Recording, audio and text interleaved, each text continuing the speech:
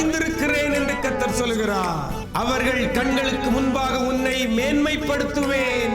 உன்னோடே போராடினவர்களை தேடியும் காணாதிருப்பாய். நாளில் கூட கர்த்தர் நமக்கு தருகிற ஒரு வார்த்தை வார்த்தை வார்த்தை வார்த்தை இக்கட்டுக்கு நீங்களாக்கி ரட்சிக்கிறார்.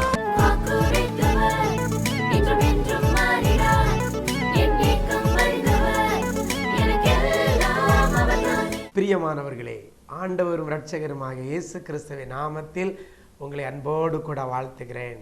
நல்லா இருக்கிறீங்களா? எல்லாரும் ரொம்ப நல்லா இருப்பீங்கன்னு சொல்லி கர்த்தருக்குள் நம்புகிறேன். காரணம், ஒவ்வொரு நாளும் சரியான நேரத்தில், உங்களுக்கு சரியான சூழ்நிலை நேரத்தில் கர்த்தர் சரியான வார்த்தையை கொடுத்து உங்களை தேற்றுகிறத, உங்களை தைரியப்படுத்துகிறத, உங்களை உற்சாகப்படுத்துகிறத நினச்சி ரொம்ப ஆண்டவரை நான் துதிக்கிறேன்.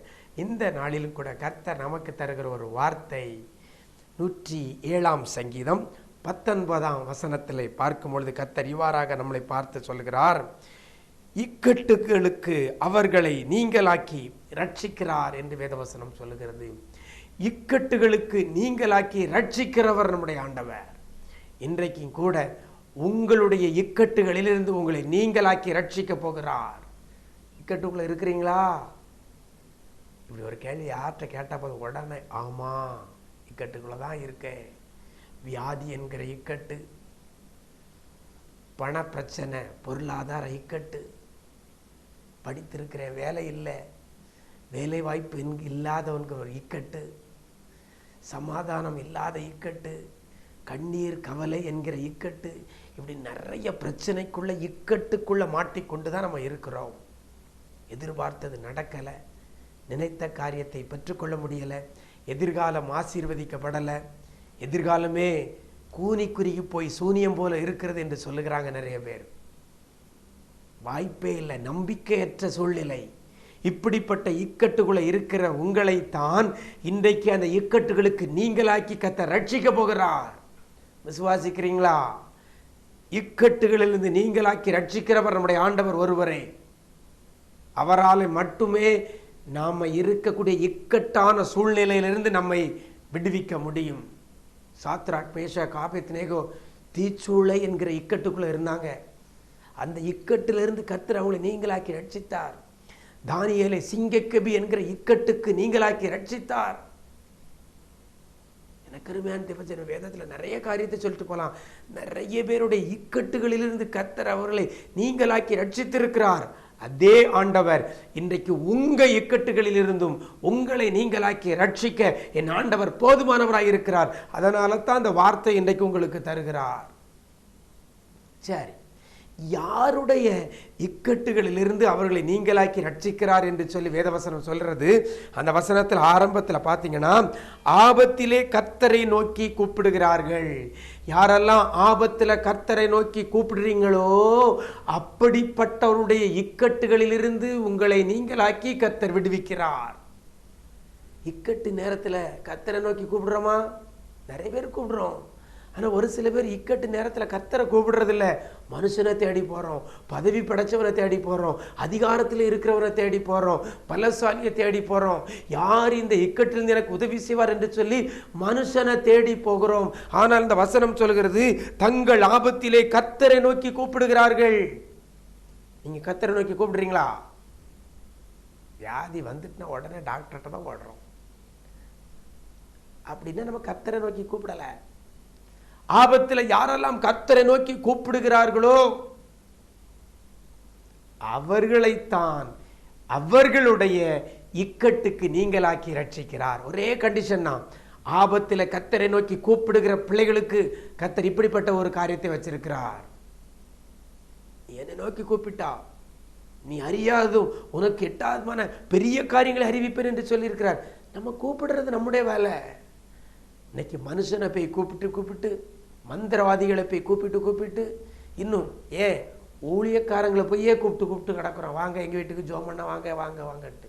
இதெல்லாம் விட்டுட்டு கர்த்தரை கூப்பிடுங்க, கர்த்தரை நோக்கி கூப்பிடுங்க.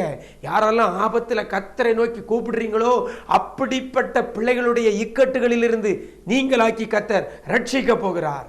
கூப்பிடுவீங்களா? என்ன, எப்பவும் கர்த்தரை நோக்கி கூப்பிடுங்க. ஆபத்து காலத்தில் கர்த்தரை நோக்கி கூப்பிடுங்க. அவர் தான் உங்களை விடுவிப்பார். அவர் தான் விடுவிக்கிறவர். விடுவிக்கிற ஆண்டவரை கூப்பிட மறந்துடாதங்க. உங்க எல்லா இக்கட்டுகளிலிருந்தும் உங்களை நீங்களாக்கி கர்த்தர் ரட்சிப்பார்.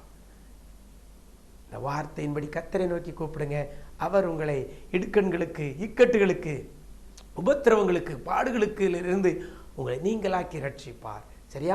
இந்த வார்த்தையை பிடித்து கொண்டு ஜெபம் பண்ணுங்க. இந்த வார்த்தையின்படி கர்த்தரை நோக்கி கூப்பிடுங்க. சொல்லிருக்கீங்களா, ஆண்டவரே ஆபத்துல என்னை நோக்கி கூப்பிடுறவங்களை நான் விடுவிப்பேன் என்று சொல்லியிருக்கிறீங்களா? விடுவீங்கப்பா அப்படின்னு சொல்லி கேளுங்க. நிச்சயமா உங்களை விடுவிப்பார். எதுல இருந்துன்னு சொல்லி பார்த்தீங்கன்னா எல்லா இக்கட்டுகளிலிருந்தும் கர்த்தர் விடுவிப்பார். அப்படிப்பட்ட கிருபைகளை கர்த்தர் உங்களுக்கு தருவாராக. நாம் ஜெபிப்போமா? எங்களை நேசிக்கிற அன்பு நிறைந்த ஆண்டவரே, இந்த ஆசீர்வதிக்கப்பட்ட அந்த நல்ல நாளில் இருக்கிற ஒரு நல்ல ஒரு வார்த்தையை கொடுத்திருக்கிறீங்க. இக்கட்டுகளிலிருந்து நீங்களாக்கி ரட்சிக்கிறார் என்று சொன்ன வார்த்தையின்படி அப்பா, யாரெல்லாம் ஆபத்திலே உம்மை நோக்கி கூப்பிடுறாங்களோ அப்படிப்பட்ட பிள்ளைகளுடைய இக்கட்டுகளிலிருந்து பிள்ளைகளை நீங்களாக்கி நீ ரட்சிக்க போறதற்காக நன்றி செலுத்துகிறோம் ஆண்டவரே. தகப்பனே, உம்மை நம்பி இருக்கிற பிள்ளைகளை வெட்கப்படுத்தக்கூடாது. உம்மை நோக்கி கூப்பிடுற பிள்ளைகளை நீங்க வெட்கப்படுத்துகிற தேவன் அல்ல ஆண்டவரே. இப்பொழுது கூட என்னோடு கூட ஜெபத்தில் இணைந்திருக்கிற ஒவ்வொரு பிள்ளைகளையும் உடைய கரத்தில் கொடுக்கிறோம். யாரெல்லாம் ஆண்டவரே இக்கட்டுகளுக்குள்ள இருக்கிறாங்களோ, பிரச்சனைகளுக்குள்ள இருக்கிறாங்களோ, போராட்டத்துக்குள்ள இருக்கிறாங்களோ, வியாதியினால இருக்கிறாங்களோ, மனதில் சமாதானத்தை இழந்து இக்கட்டான சூழ்நிலையில யாரெல்லாம் இருக்கிறாங்களோ, என்ன செய்வதென்று தெரியாதபடி இனி நான் எப்படி நான் காலத்தை நடத்துவேன் என்று சொல்லி எதிர்காலத்தை குறித்து நம்பிக்கையற்ற சூழ்நிலையில ஆண்டவரே, ஒரு நம்பிக்கை இல்லாத ஒரு சூழ்நிலையில கண்ணீரோடு கூட நிர்கதியான இருக்கக்கூடிய பிள்ளைகளை உடைய கரத்தில் கொடுக்கிறோம் ஆண்டவரே. பிள்ளைகள் இருக்கக்கூடிய இக்கட்டுகளில் இருந்து பிள்ளைகளை நீங்களாக்கி நீ ரட்சிக்கும்படியே நாங்கள் ஜெபிக்கிறோம். இந்த வார்த்தையின்படி யாரெல்லாம் உம்மை நோக்கி கூப்பிடுறாங்களோ அவங்களுடைய இக்கட்டுகளில் எல்லாவற்றிலிருந்து நீங்களாக்கி ரட்சிக்க போறதற்காக நன்றி செலுத்துகிறோம். இன்றோடு பிள்ளைகளுடைய இக்கட்டுகள் எல்லாம் இயேசுவின் நாமத்தில் மாற போறதற்காக நன்றி செலுத்துகிறோம். என் ஆண்டவர் நீங்களாக்கி பிள்ளைகளை விடுவிக்க போறதற்காக நன்றி செலுத்துகிறோம். நன்மையும் கிருபையும் மற்றும் பிள்ளைகளை தொடரட்டும். இந்த நாள் முழுவதும் தேவ பிரசன்னம் பிள்ளைகளை ஆட்கொள்ளுவதாக கரத்திலே தாழ்த்தி அர்ப்பணிக்கிறோம். இந்த நாள் முழுவதும் பிள்ளைகளோடு கூட சென்று இக்கட்டுகள் எல்லாவற்றிலிருந்து பிள்ளைகளை நீங்களாக்கி ரட்சிக்க போறதற்காக நன்றி செலுத்துகிறோம். இயேசுவின் மூலம் ஜெபிக்கிறோம் நல்ல பிதாவே, ஆமேன், ஆமேன். பிரியமானவர்களே, ஒரு நல்ல ஒரு வார்த்தையை கர்த்தர் தந்திருக்கிறார். நீங்களாக்கி ரட்சிக்கிறவர். இக்கட்டுகளில் இருந்து நீங்க கர்த்தரை நோக்கி கூப்பிடுங்க. அவர் உங்களை இக்கட்டுகளிலிருந்து, எல்லா இக்கட்டுகளிலிருந்து நீங்களாக்கி ரட்சிப்பார். God bless you.